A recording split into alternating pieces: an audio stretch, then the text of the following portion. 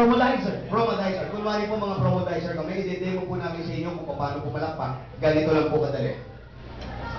Sir, madam, sir, madam, sir, madam. Ganito lang po kadali pumalakpak. Pagbibigitin lang po natin yung mga palad natin, iyahampas-hampas lang po natin ito. Kapag tulog-tulog na po ito, palakpak na po. Ang tawag dito, huwag ka nga, sir, madam, palakpakan natin. Ibigay!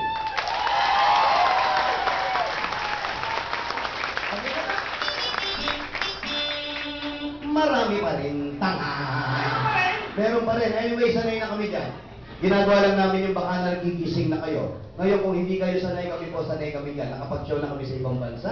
Hindi naman buong mundo. Pero nakapag-show na kami sa ibang bansa at halos gabi-gabi nagsushow kami dito. Yan po ang napansin namin. Tayo pala talaga mga Pilipino, isa tayo sa pinakamahirap i-please na tao. Oo naman, nakita natin yung difference. Pinoy, mahirap i-please talaga. Ang Pilipino kasi kailangan sabihan mo pang wala pa kayong mga kamay, palakpakan natin si ganito, palakpakan natin si ganyan, bago gawin yung utang na loob na palakpak na yan.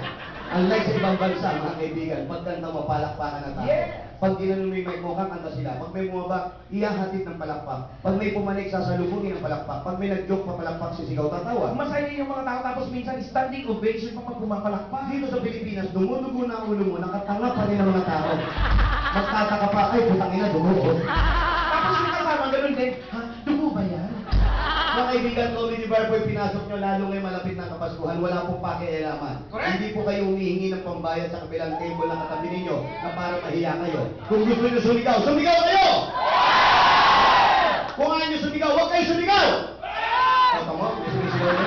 Ano kanya-kanya tinig talaga yun? Kanya-kanya lang yan, di ba? Pakialam nyo, gusto nyo sumigaw.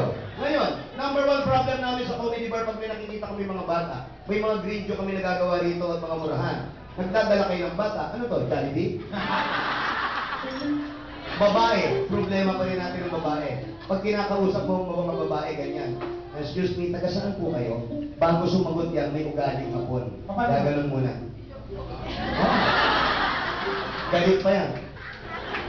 Ako? Kanina, nakausap ko yan, ilaw na yan. Pag sa inyo muna kaharap, kayo yung kausap.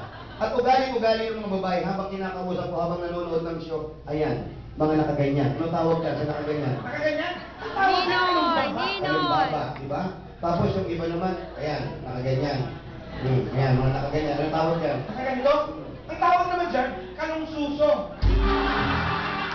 Kalumbaba, kalumbaba, kalumbato, kalumpulo. Oo nga, kalungsuso na. Kalungsuso. Bakit kayo mga babae, tuwa-tuwa na kayo, nakakalungsuso pa rin kayo? Ano ba yan? Pag tinanggal yung kamay nyo, babagsak yung dede nyo. Ano yan? Lawlaw yung mga dede? Di sana sinampay nyo na lang. Hindi kasi gabi na eh. Bakit? Pinakatulog na yung dede. Ba't hindi na matulog? Matulog ka na para lumaki ka pa. Tapos yung mga lalaki naman, oh ayan, huli-huli si Sir. Bakit? Ah, kala mo mananahi. Bakit naman mananaki? Yung gano'n ng itlog, ng itlog. Ano ba tawag ka kuya? Kung buya ko eh, mga kaibigan, Comedy Bar po yung pinasok na wala pong pakialaman dito. Unang-una sa lahat, wala pong lugar ang mga taong pikon dito sa Comedy Bar. Importante po yan! Yung mga taong pikon ngayon pa lang po, maluwag po ang pintuan, doon na lang po makinig kayo sa labas. Opo, kung sakasakali kausapin kayo, biruan lang po lahat ng nangyayari dito. Kung tinatamaan kayo, hindi po namin sinasadya yan. Sir, first time nyo. First time, biruan lang po, nakita ko tahimik kayo. Biruan lang po nangyayari dito. Ha? Pag sinabi kong pogi ka, joke lang yun. Ha? Huwag mo mag-appreciate, ha? Nakamali, kung bakit kayo pakikita ka kami po? Ang mahirap yan, pag-uli mo lang kung ang kinakala mo pogi na. Yun. Joke lang pala. Kasalanan pa natin tuloy. Correct, mga kaibigan kayo kung ayaw nyo makarinig ng mga bato